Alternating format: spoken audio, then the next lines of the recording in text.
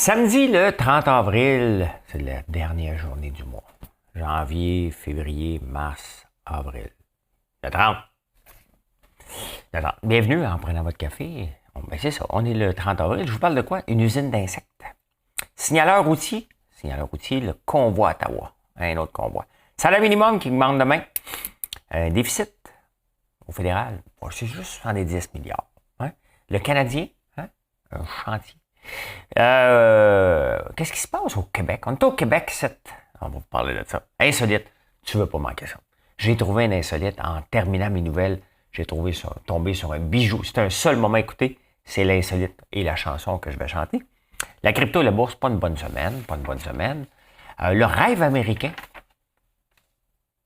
Il est où le rêve américain? Peut-être plus proche que vous le pensez. Hein? En attendant, faites un like. L'actualité vue par un entrepreneur.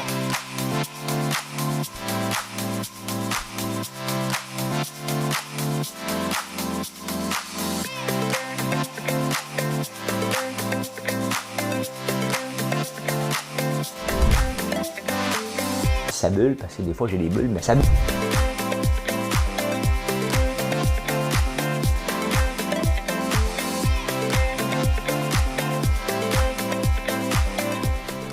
Essayer de faire un spectacle. Eh bien, bon, rebonjour. Parce que c'était Without Further Ado. C'est comme me donner une petite pause. Moi, je suis comme un syndicat. Hein? Je suis à peine commencé, je prends toutes mes pauses d'un coup. Puis après ça, c'est fait pour la journée. Comme ça, c'est fait. S'il arrive de quoi, puis je trouve parti plus tôt dans le show, mes pauses sont prises. Hein? Je pense que je l'ai déjà fait, cette chanson-là, cette semaine. T'en souviens pas? Pas tout à fait. Mais je l'aime pareil. Moi, des chansons qui chantent la vie, là, j'aime ça. Fait que je vais vous la faire. Mesdames et messieurs, Madame Cahouette, mesdames et messieurs, un instant, s'il vous plaît. Aussitôt que l'on chante, c'est déjà qu'il fait beau. Tous les mots qu'on invente, on les vole aux oiseaux. C'est déjà que l'on pense, au début de sa vie, que ce ne sera jamais, jamais, jamais fini. Je t'aime à la folie, je t'aime à la folie. Je t'aime à la folie, je t'aime à la folie. Je t'aime à la folie, je t'aime à la folie. La vie. Hein, ça c'est beau, hein? Aussitôt que l'on rêve, c'est déjà qu'on est deux. Aussitôt qu'on en crève, c'est qu'on est amoureux. C'est assez beau, hein? Serge Lamotte. C'était ma dernière de Serge Lamotte. Demain, on commence autre chose. Hein? Ça va être qui cette semaine?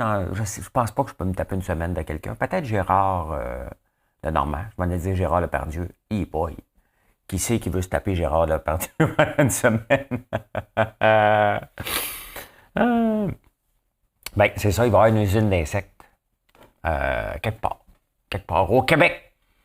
Et maudit que j'ai pas le tour de monter des entreprises, moi. Tu sais, moi, ma philosophie, tu pars en entreprise, tu pars petit, tu vois le marché si ça va fonctionner, et tu grandis, après ça, tu commences petit dans le garage, et là, tu sais, Amazon a commencé comme ça, Microsoft aussi, Théo, non.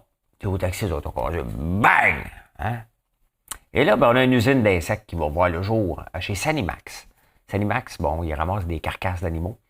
Donc là, il va y avoir des insectes qui vont manger, des larves, on va faire de la farine avec, pas pour les humains, hein, pour les animaux. Donc je veux faire de la moulée pour les chiens. Pas la moulée, des croquettes. Hein? Le Québec va mettre 21 millions, puis le Ottawa va mettre 6 millions. J'ai toujours de la misère avec des projets où que le gouvernement pompe de l'argent. Oui, c'était un projet de 60 millions, mais le gouvernement en met la moitié. C'est quand même juste de la farine pour les animaux, là. On va créer 70 emplois. 70 emplois, 30 millions. J'ai pas la même philosophie de bâtir des entreprises. Je suis excité toute la semaine à faire des beignes, là. Hein? J'ai regardé, puis j'étais, ça là, il est beau. Parfait, c'est comme ça qu'il faut le faire. Hein? C'est ça mon excitation. Puis je m'en vais où avec ça? À la conquête de Tim Hortons. Comme ça, je ne vais pas être dans les nouvelles un jour que... On parle pas assez français chez François Lambert. Parce que Tim Hortons, Serge Denoncourt a fait une sortie. Puis une femme, une amie de la page qui était me défendre, on pensait que c'était moi contre le fait français. Ben non, on va toujours parler français dans mes entreprises. On est au Québec, c'est. Les signaleurs routiers, faites attention parce qu'il va y en avoir beaucoup sur les routes parce qu'on a beaucoup de chantiers, puis on a du cash, on est en période électorale. Les signaleurs routiers, c'est pas une joke. Hein. Quand j'étais sur un comité à un moment donné, le comité, je vais essayer de m'en souvenir, là, le comité pour la réinsertion sociale des détenus. Donc, on regardait pour les former pendant qu'ils étaient en prison. Ah oui, faut qu'ils réinsèrent la société à un moment donné. Une des jobs que les anciens détenus font beaucoup, c'est signaleurs routiers. Donc, ils se font former en dedans. C'est sûr qu'ils ont moins de 2 ans.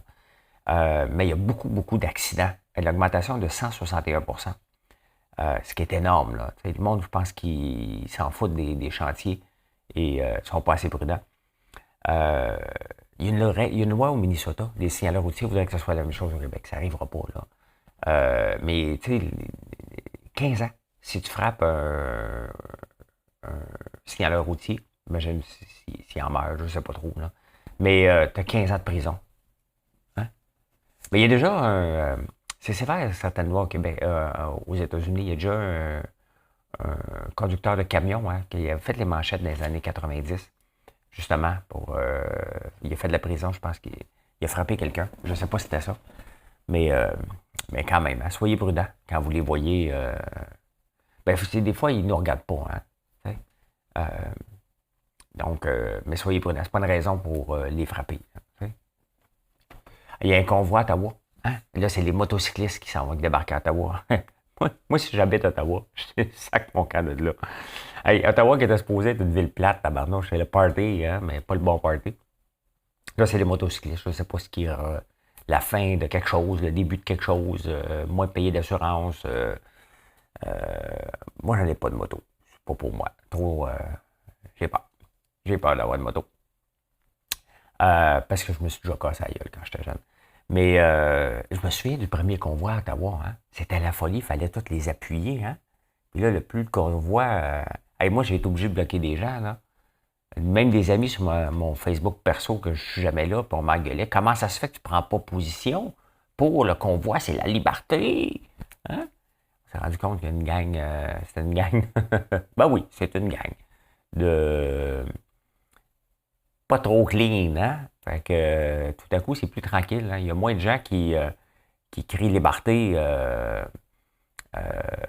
avec le dernier convoi. On s'est rendu compte que même le convoi à Ottawa, le premier, il n'y a pas grand monde qui ont toffé jusqu'à la fin qui avait un dossier clean. Hein?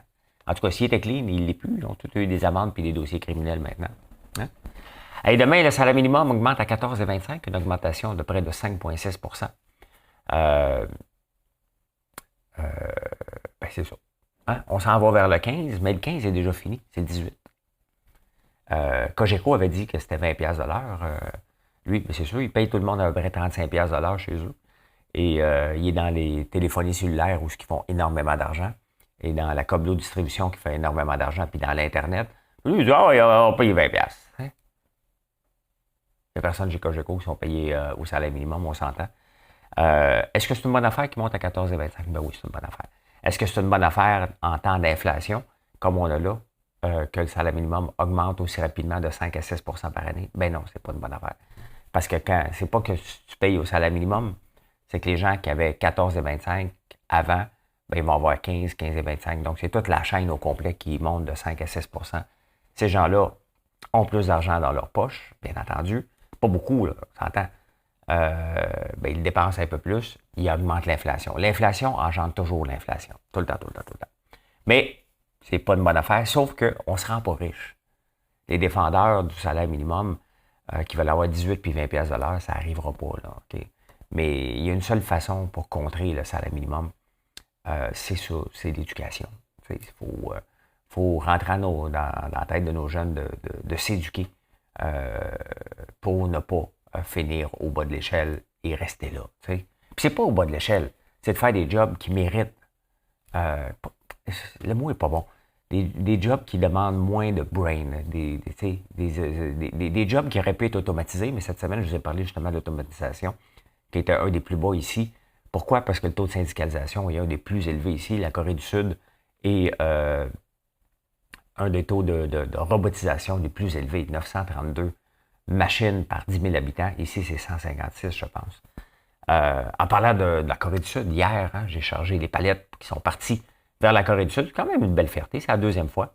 Et ce serait le fun que ce soit maintenant de la repeat business. Comme à tous les mois, on envoie des palettes vers la Corée du Sud de Barbe à Papa puis d'autres produits éventuellement. Mais hey, ça fait 2 fois qu'ils commandent. Donc, c'est une bonne nouvelle. Le repeat business est très, très, très important. Donc, ça veut dire que ça a marché la première fois. Et j'ai hâte de voir la troisième fois, ça va être quand. Hein? On a un beau petit déficit au fédéral dans les 3 premiers mois. 70 milliards, c'est pas beaucoup. C'est parce que l'année passée, se compare l'année passée, c'était 283 milliards. Hein? Ben, c'est parce qu'on s'en allait en élection, la COVID, tout. Tu sais, faut faire plaisir à tout le monde. Hein? Fait que, ouais, 283 milliards. Ça va coûter cher. Si les taux d'inflation étaient dans le même temps que les discours, là, hein? Je suis en train d'écouter en parlant de discours sur Apple TV, Magic Johnson. Et lui, il était DJ à ses heures. Hein? Et il a dit une chanson. Il faut que je la réécoute pour vous la faire, pour vous la chanter. Du disco. Peut-être demain, moi, vous chanter du disco. Oh, boy, oh, boy. Ben, c'est ça. Hein? Un petit déficit de 70 milliards. Ça va coûter. Il y a un moment donné qu'on va se réveiller et on va dire, non, on va ressembler un lendemain de veille qu'on a pris du vin trop cheap. T'sais. On va regarder, c'était-tu nécessaire? T'sais. C'est ça qu'il va falloir se dire à un moment donné. C'était-tu nécessaire de s'endetter comme ça? La réponse, elle est non. Hein? C'est bien évident. Là. Pas autant. Ça n'a pas de sens. Le Canadien a gagné 10-1 hier. Hein? 3 buts de Cole Caulfield. 23 buts quand même pour un gars qui était pas bon, hein, qui était à Laval cette année. Quand même, hein, dans une équipe pourrie. On finit au dernier rang. Faut le casser le jeune, c'est pas mal ça. Et là, dans les journaux, c'est déjà les chantiers du Canadien. Peut-être à se trouver des joueurs qui sont bons. Et les chantiers. Les chantiers, c'est comme les filières. Hein? Je suis tellement content de pouvoir renouveler mes billets. Tabarnak, hein? Quel produit de marde. C'est à peu près ça qu'ils nous offrent. Là. Je sais que les fans vont capoter, là, mais c'est ça que le Canadien nous a offert cette année. Là, hein? Ils vous ont chargé le plein prix pour nous offrir un produit médiocre. Qui se souvient de Boris Becker, hein? Le joueur de tennis? Écoute, quelle année Boris Becker? Peut-être 15 ans, 20 ans de ça? Avec Michael Chang, puis tout ça, c'était une époque, le fun du tennis. Il s'en va en prison pour 2 ans et demi. Il avait gagné 50 millions dans sa carrière, il s'est séparé. Il aurait caché des millions un peu partout.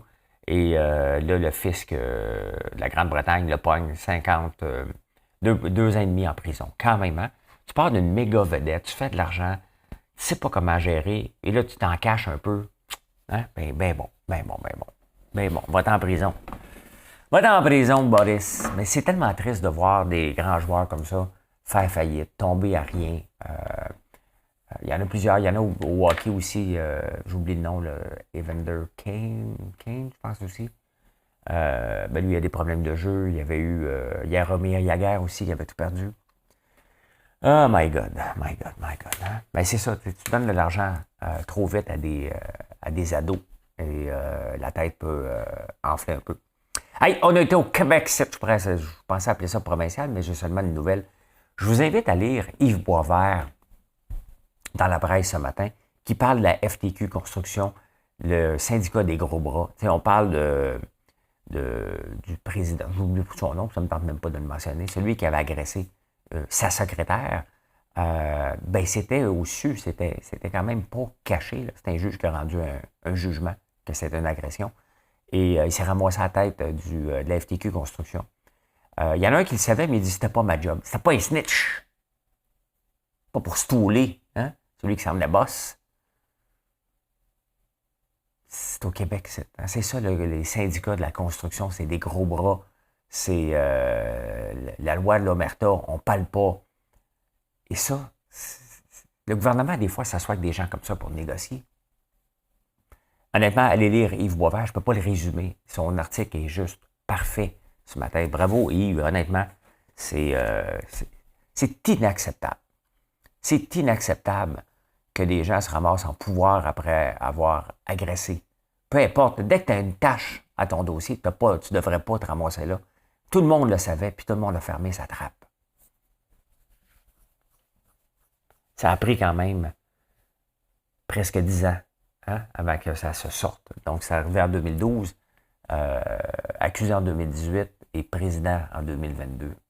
Avant ça, tu avais Jocelyn Dupuis, qui a un dossier criminel long comme le bras, me semble. Hey, l'insolite. L'insolite. Hier, je suis tombé sur une phrase sur Twitter intéressante. Mon insolite est différent aujourd'hui, mais il y en a un que vous ne voulez pas manquer. Il y en a un qui est un vrai insolite. Regarder quelqu'un en silence. Est-ce que c'est vraiment le regarder en silence ou le silence parle? Tu sais, quand on regarde, on se fait...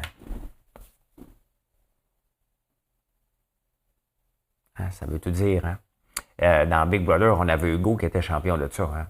Lisanne. On ne regarde jamais quelqu'un en silence. Hein? Si on ne parle pas, c'est qu'on parle. Hein? Ça, c'était ma philosophie. Hein? La philosophie du jour. Il y a quelque chose d'insolite, mais vraiment pas drôle en France. Hein? Il y a des gens qui se font agresser sur les planchers de danse, dans les festivals. Hier, je voulais dire des festivals, je peux tout mêler. Quelqu'un me dit que c'était festival avec un S. Bon, tu sais, des fois, je veux tellement bien parler.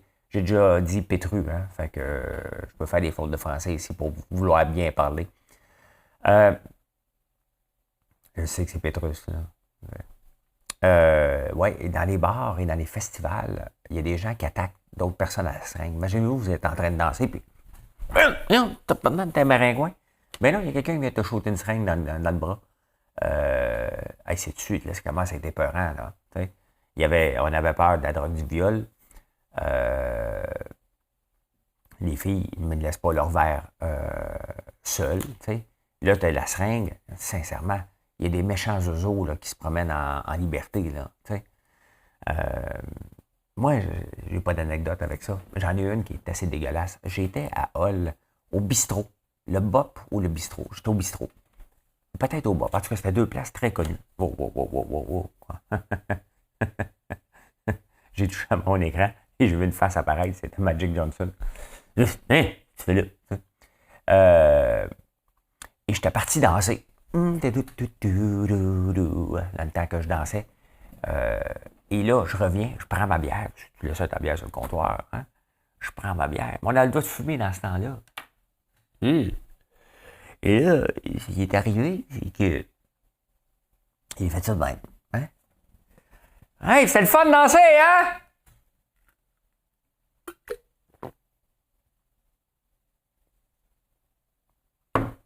Une cigarette en bouche. Il y a quelqu'un qui avait jeté sa cigarette dans ma bière. Je m'en rappelle comme si c'était hier. Puis j'ai autant le dédain. Ouais. Ça, c'est dégueulasse. Hein? Fait que j'ai bu une scotch. Hey, le supplice de la goutte d'eau. Hey, ça vaut à peine que je vous amène. J'aime ça, trouver des nouvelles comme ça. J'aime ça. La nouvelle qui avait beaucoup parlé dans les dernières années, c'était qu'un kangourou ne recule pas. Ça, vous m'en parlez, vous l'avez retenu, celle-là. Mais là, écoutez, je vous présente une expérimentation qui a commencé en 1927. Et il y a une goutte qui est à veille de tomber. Le supplice de la goutte, c'est l'expérience de la goutte de poids. Dans le fond, c'est... en anglais, c'est le liquide très visqueux. Du pitch. Hein? Du pitch. Un peu ce qu'on mettrait, c'est un peu du goudron. L'expérience qu'on mettrait sur les toits pour... les toits de tôle pour boucher les trous. Hein? Ben, ils font une expérience depuis 1927. Et là, le pitch est 230 milliards de fois plus visqueux que l'eau. Fait que ça a commencé en 1927. Et le bouchon est retiré en 1930. 1938, 8 ans plus tard, la première goutte d'eau. Hein, la première goutte qui tombe. Hein? Ça a pris 8 ans. Donc, après ça, c'est en 1947, la deuxième goutte. 1954. Là, on est en 2014. La 9e goutte est là. La 10e goutte est sur le bord de tomber ou elle a tombé. Hein? Elle a tombé, la 10e goutte, ou elle est sur le bord de tomber. Fait que là, il y a quelqu'un qui... Tu peux pas le manquer, là. Faut que tu regardes ça pendant... Mets une caméra, là. Hein? Regardez la petite goutte, là. Ça prend 10 ans à peu près avec une goutte tombe. C'est quand même... Il y a du monde qui sont... il y a des expériences qui sont drôles. Puis celle-là, vraiment, c'est fantastique. Fantastique. C'est le fun. C'est le fun. La crypto, la bourse, qu'est-ce qui s'est passé cette semaine? Hein? Cette semaine, on a eu une semaine en dentier. On a eu des résultats de Facebook.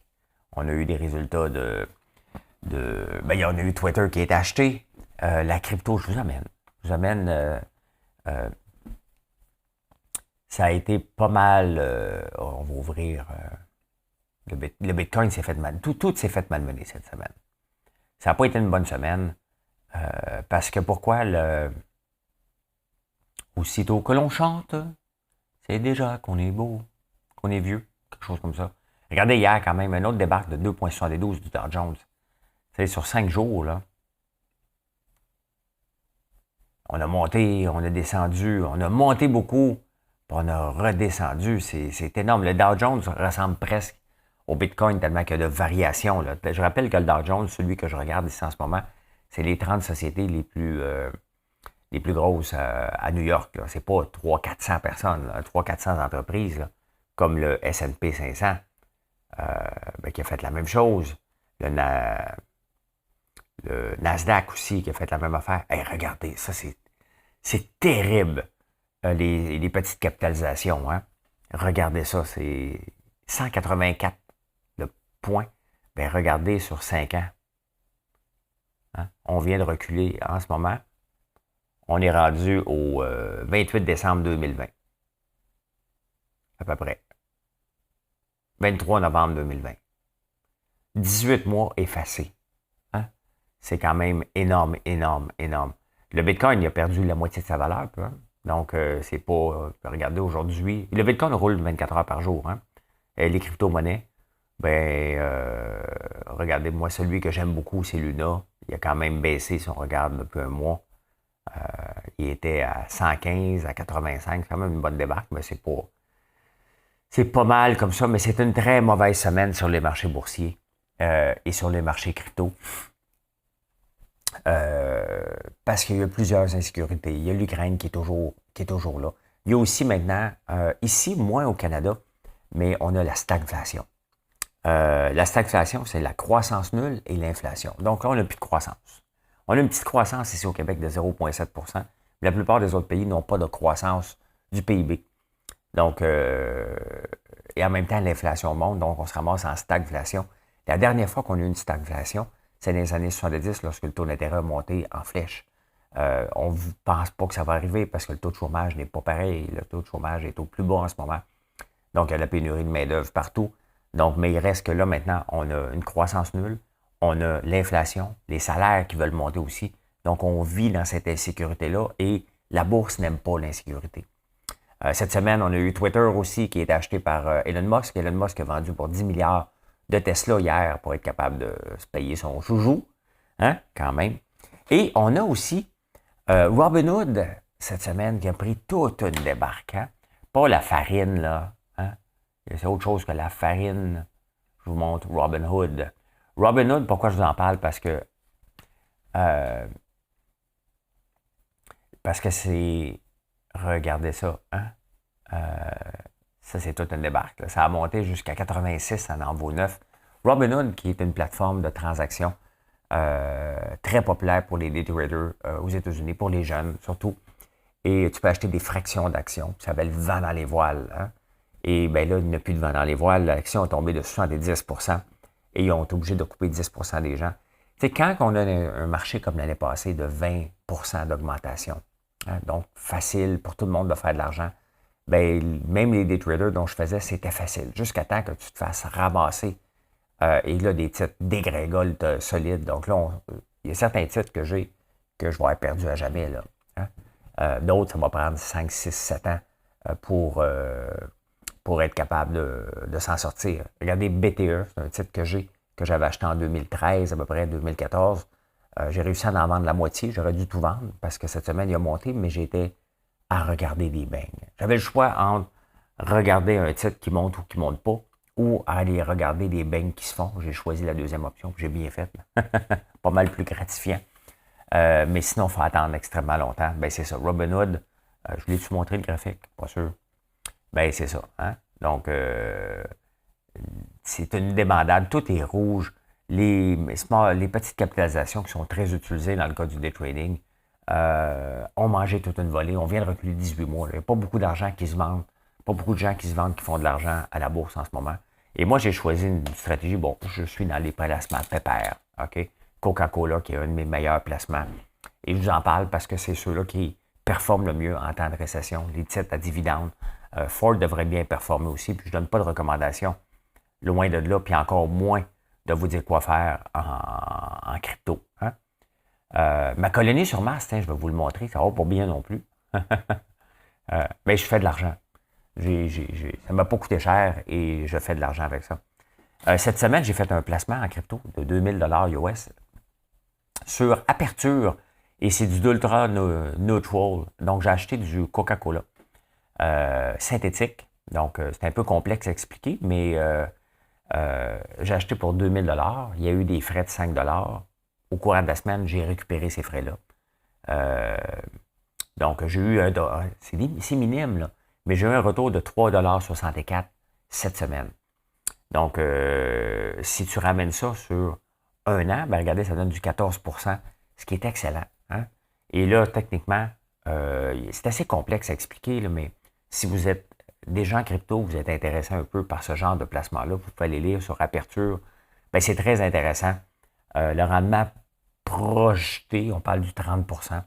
Donc, j'ai hâte de voir. Puis, j'ai mis un petit peu plus d'argent que je mettrais d'habitude parce que je ne mets pas 2000 sur des nouvelles plateformes. Mais celui-là, c'était le minimum. Donc, j'ai été avec ça. Donc, je trouve ça intéressant à essayer. Et c'est la stratégie que je prends. Des placements à 15, 20, 30 % là.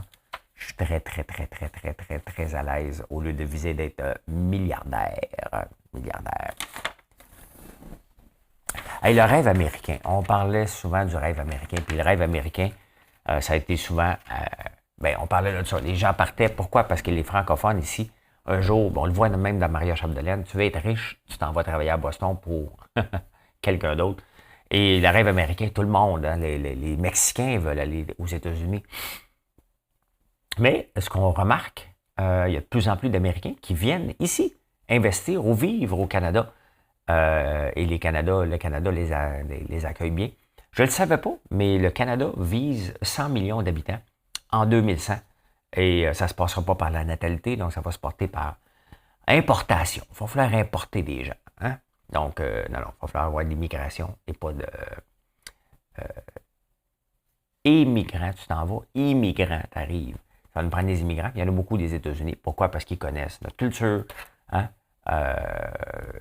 Puis, on accueille ceux qui ont du cash. Donc, techniquement, ils ont du cash. Mais c'est ça, ils s'en viennent de plus en plus ici. C'est facile parce qu'ils peuvent aller aussi en Europe, puis ils parlent en Europe. Mettons en France, les niveaux hiérarchiques sont tellement complexes en lançant d'affaires en France par rapport à ici. Donc, il faut avoir une culture entrepreneuriale. On l'a au Canada. Donc, quand même, c'est intéressant. Le rêve américain, ça passe au Canada, les amis. Hein? Au Canada, c'est le fun de dire ça. Eh bien, voilà comment j'ai vu l'actualité en ce beau samedi, le 30 avril, le dernier jour du mois. Faites-moi plaisir que je rencontre mon mois, je me fasse pas chicaner par ma boss. Venez nous visiter, soit à la ferme, je suis ici jusqu'à midi, mais sinon, c'est ouvert jusqu'à 5 heures. On est ouvert la fin de semaine. Sinon, en ligne, françoislambert.one ou dans des points de vente, vous voyez nos produits quelque part. Ben, pensez à nous. Pensez que ça part d'ici, de la petite nation. Toujours un plaisir.